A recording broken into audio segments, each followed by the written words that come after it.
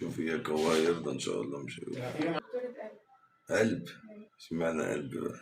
لأن ما بيبقاش فيه كتير دكاترة قلب، يعني قليل لما تلاقي دكتور شاطر بس قلب. لا ده في دكاترة كتير، دكاترة قلب شاطرين.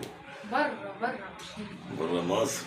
وهنا مفيش؟ لا هنا في كتير بس في اللي ما بيعرفش قلب. واشمعنى قلب يعني انت حابة القلب ولا عشان القلب دي حاجة مهمة في جسم الإنسان؟ لا عشان صعب وأنا بحب أتحدى نفسي.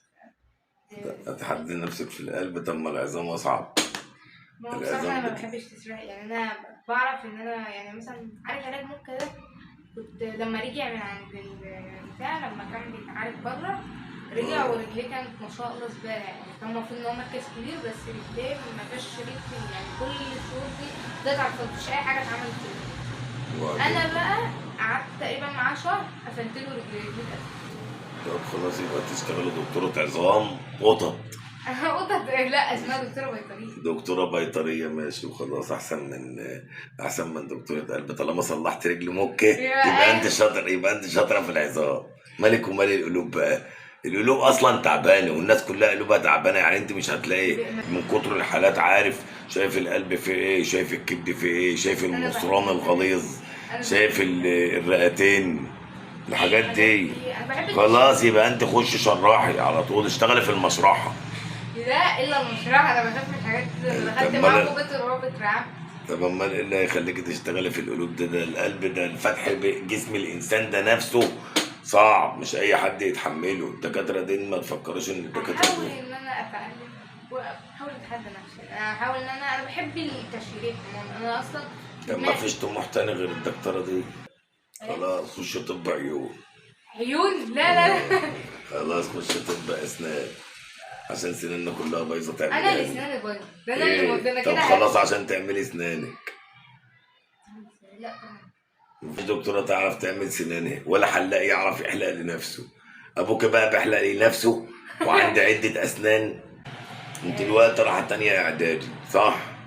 هتطلعي من تالتة اعدادي على ثانوي بالظبط، وبعد الثانوي تحددي هتروحي فين بقى، نتيجتك ومجموعك وشطارتك اللي هيحدد معاكي هتروحي فين. لكن انت كطموح طموحي دكتوره يعني. امال بتقعدي ترسمي ليه؟ انا لا هو انا بص، هو انا في حاجه بعدتني عن الرسم. انا كنت برسم حلو جدا وكنت بعلق شويه لوح في اوضتي، بس انا مؤخرا لما قبل بقى يعني اول ما دخلت الاعدادي اللي هي اولى اعدادي بطلت شويه، بدات اخاف. ليه؟ عشان المذاكره، عشان الدروس، عشان رايحه جايه، مش هتفرغ مش هتفرغ ان انا اقعد ارسم، ففي الوقت بتاع الفراغ اقعد ارسم. هسألك سؤال، انا كنت عايزه اسالك. اتفضلي. انت ايه اكبر مبلغ مسكته في طفولتك؟ اكبر مبلغ، حاول تفتكر. فلوس يعني؟ ولا مبلغ تاني؟ لا اكبر مبلغ، انا اكبر فلوس مسكتها من شغلانتي. ما هو كل الفلوس مسكتها من شغلانتي، بس اكبر مبلغ مسكته كان 5 مليون. ما شاء الله بجد؟ والله مرة واحدة كده؟ ايوه مرة واحدة، وقعدت عبد فيهم في شكاير وفي اكياس عشان كنا بنشتري الارض دي البورصة. ايه هي دي؟ هي البورصة دي اصلا كانت ايه؟ انا كنت شاريها بيجي 5 تقريبا، يعني في حدود 5 مليون، هي الوقت تعمل لها يجي 15، بس برضه قيمة ال5 مليون كانوا فلوس والوقت ال15 فلوس. شوف الدولار كان بكام والدرهم والدينار. حاجة وبقت حاجة بعد ما الحكومة دخلت. بقى كان طموحك؟ أنا كل طموحي اللي اتمنيته من ربنا حصل والله يا جودي. كان طموحي أبقى بتاع فراخ كبير وبقيت رئيس جمهورية الفراخ أهو. وقفت ليه عند كام؟ وقفت عند كام في الإعداد؟ شغال مع عمي وأبويا وأنا صغير كده، وشغلي معاهم بقى هو اللي خلاني اعتمد على نفسي من وانا صغير ومن تالتة اعدادي، واروح مع عمي بقى المزارع واجيب فراخ وابيع فراخ واكسب وكده يعني. طب انت شايف من وجهة نظرك ان انهي تخصص احسن في تخصص التعليم؟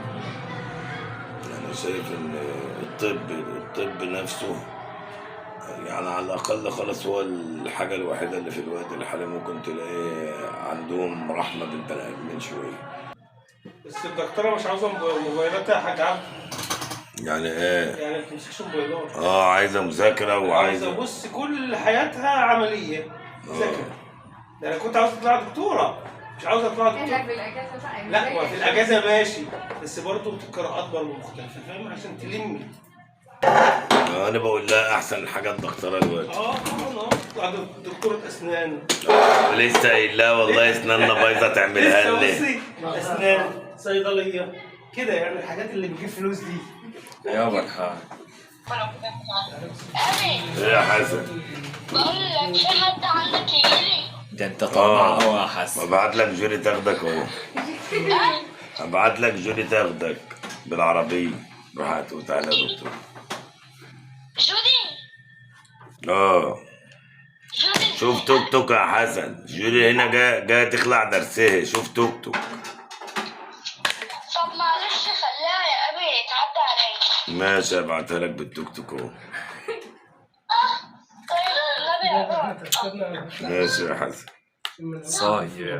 لما توصل رن عليا. أنا شوف توك توك يا حسن، شوف توك توك يابا، شوف توك توك. طيب مع هشوف السلامة توك عليكم. ماشي. لو قال لي ان هو مفيش يقول لي وانا اشوف اي حاجه تيجي تاخدك. ماشي. مع تجيب السلامه يا كورسات. حسن. طبعا مسلم دي فلاح اه. وهو فلاح. هما كانوا فاتحين قناة عادي كده اللي هو فاهم، وهي اصلا مالهاش دعوة بالكلام ده، وانا كنت بتابع اللي هو الصغير سليم ده.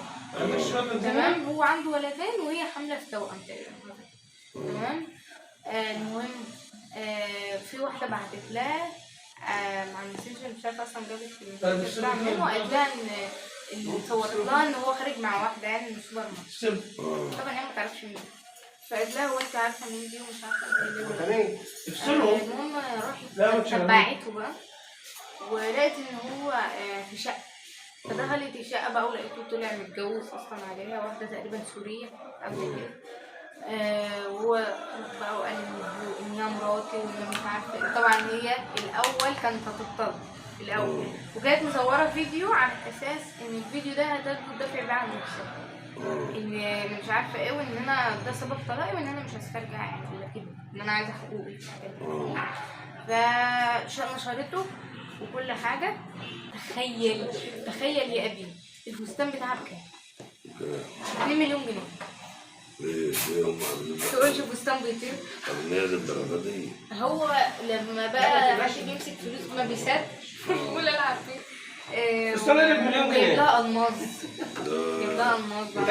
كل دي فاشل، انت بتاكلي من الكلام ده؟ ولا مسلم بص أقول لك على حاجة. ولا جبس مصر، استنى الاثنين بس يا حاج عبد. في الاونطه. انا كنت بدي حصه في درس الطبخه، لقيت الواد متابعين الميديا وبتقول لهم مسلم. هي اصلا ما كانتش بتطلع، هو اللي كان بيطلعها فاهمني؟ يعني هي اصلا ما كانتش بتطلع، هي كانت يعني هو كان بيطلعها. مفيش حاجه ما بتطلع، هم بيطلعوا عشان يشتهروا. هي كانت بتشتغل بتقدم محتوى ايه يعني؟ هي ملهاش دعوه، هو اللي عنده قناه. امال هي اسمها مسلم بروجر. هي عندها يعني توكتوكايه. لا هو اسمه مراته المفروض اسمها مش كده؟ ما شاء الله نسبة شباب معدية 70-80%. ما انا كل الانتاج بتاعي كده. لا ما شاء الله يعني. انت عارف ان انا كنت مصور فوتوغرافيا؟ والله وما زلت عندي كاميرا في البيت معدية 7-8 آلاف جنيه، بشتغل بيت.